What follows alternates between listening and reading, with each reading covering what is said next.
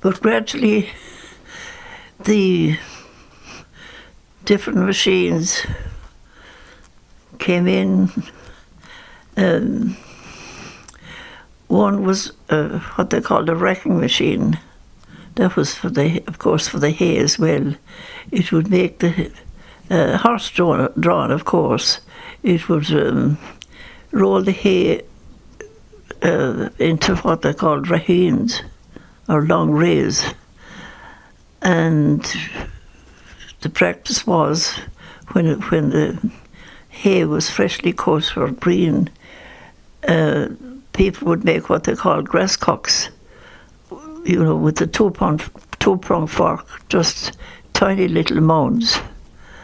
And then, when it came to the day when it was being trammed, again to be formed into rails, it would have been shaken out, of course, from the grass cocks in the meantime, to be formed into rails with the wrecking machine, and then you'd come to the end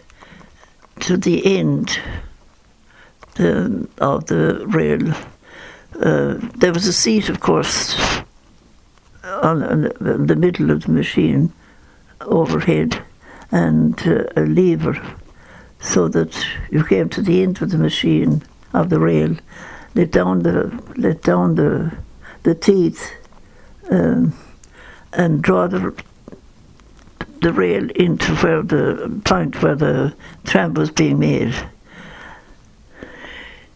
That was the second most useful machine. And then there was what they called a tosser, that it shook out the hay.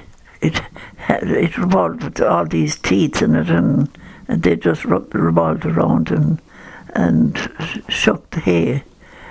So all that was making the work on the fields easier. And then, of course, cows were always milked by hand, which was a slow process, and sometimes a dangerous one, because you had to sit. You had to get your little stool and sit down with the pail between your knees or on the ground, and very often the cow could kick